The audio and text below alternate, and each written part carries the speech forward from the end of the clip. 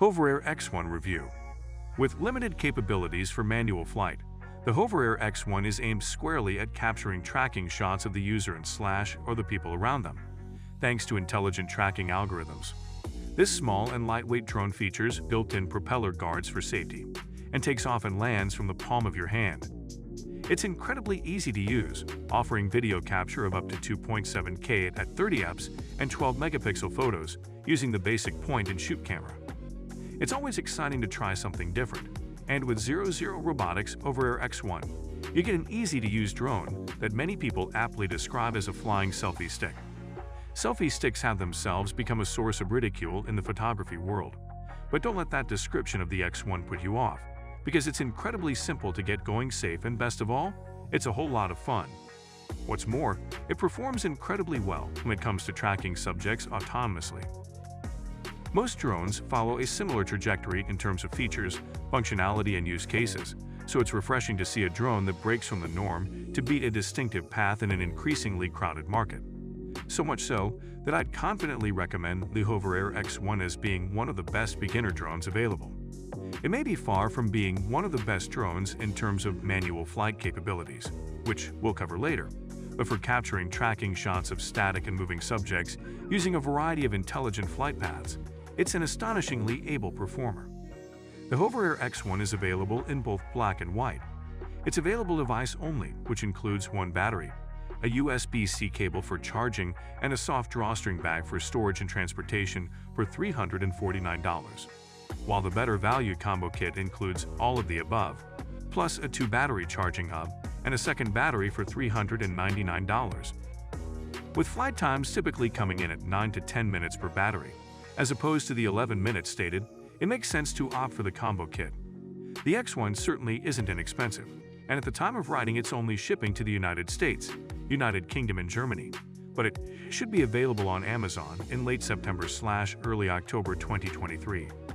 This palm-sized drone is extremely compact and lightweight thanks to a folding design that takes it from 5x 3.4 x 1.2 inches /127 x 86 x 31 millimeters when folded to 5x 5.7 x 1.2 inches /127 x 145 x 30 millimeters when unfolded for flight.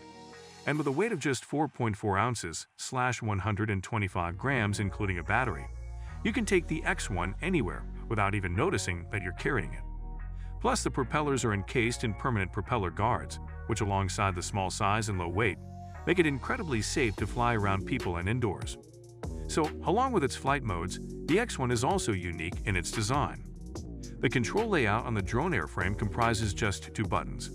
One power button that also doubles up as a start/takeoff button, and a second that's used to select the desired intelligent flight path. Activate the Hoverair X1 from within the app, and you can use the drone without the app for quick setup and easy captures. Or the video footage and or stills can be downloaded from the 32 gigabytes of onboard storage to your smartphone, once the X1 and app are connected via Wi-Fi. Photos and videos can then be shared via the Hoverair X1 app and its community, shared directly to social media, or downloaded to a computer for editing and sharing. With a drone that's mostly aimed at autonomous flight, the X1 provides plenty of intelligent flight paths that make capturing stabilized video a breeze. These include orbit, follow, reveal, overhead, hover, custom, and manual control. Custom paths include dolly track, where the X1 faces you and flies backwards in front of you, and snapshot, where the X1 flies in front of you and takes a photo. All the intelligent flight paths work exceptionally well thanks to the VIO, Visual Inertial Odometry, positioning system. This is an effective system, but it isn't collision avoidance as we know it, so you still have to take care around obstacles such as trees, although, during testing, the X1 navigated some pretty tricky environments exceptionally well.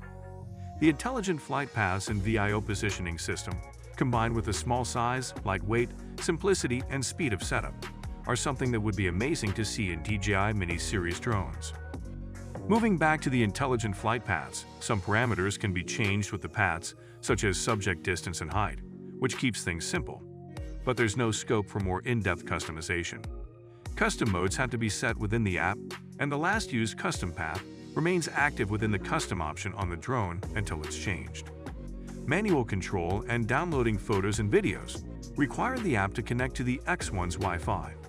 This takes only around 5 seconds, and during testing, we didn't experience any issues with the connection when flying manually or downloading photos and videos to my Samsung Galaxy 23 Ultra.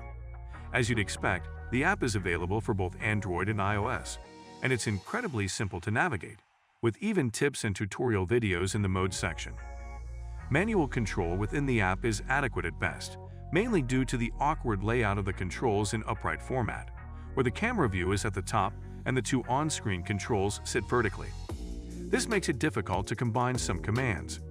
For instance, the X1 can be flown forward and rolled left or right at the same time, but it would be much better if the camera view was full screen horizontally, with the controls overlaid as they are in first-person smartphone games.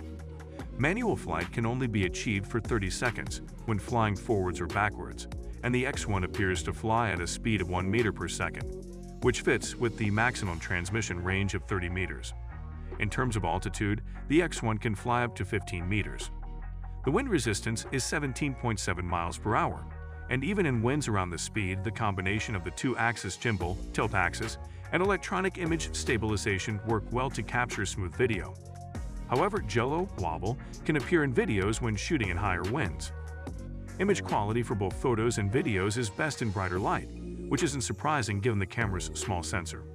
There are no adjustable settings available for photos, except for standard single shot and burst, which are captured in 4000x3 012 megapixel JPEG format. Photo processing is heavy and visible in even what should be low ISO images, and since the ISO is increased by the automatic camera, processing becomes noticeably heavier. It isn't the end of the world though, because the X1 is best for video tracking shots, which is where it excels. Video quality is generally better than photos, although in lower light conditions, noise is evident in footage. Camera control remains limited here too, with it only available across 3 presets: 2.7K at 30 fps, 1080p at 60 fps, and 1080p HDR at 30 fps. To be completely fair though, this drone isn't aimed at professional use, although it could be fantastic for content creators and YouTubers, and many people will undoubtedly find the X1 a huge amount of fun. The X1 can be set up and flown within about 10 seconds, without the need to use the app to select the desired intelligent flight path. Not to mention it takes off and lands in the palm of your hand. The Hoverair X1 was tested over several days of flying in a range of locations to test all of the intelligent flight paths, as well as manual flight control through the Hoverair X1 app. This not only allowed me to test flight and feature performance, but I could also assess image quality of photos and videos in bright and low light conditions. All testing was conducted in a way that meets local aviation laws and restrictions to ensure that all flights were safe and legal. With nearly 30 years of photographic experience and 15 years working as a photography journalist, I've been covering drones in terms of shooting and editing techniques, alongside writing drone reviews for many years. As well as flying most consumer and prosumer models, I've previously held a PFCO, Permission for Commercial Operations, issued by the Civil Aviation Authority in the UK, and now fly under an A2 CovC, a 2 Certificate of Competency. So guys, let me know your thoughts in the comments section below. For more interesting content, give this video a thumbs up, and don't forget to subscribe to the channel. For more awesome content, have a nice day, and I will see you in the next video.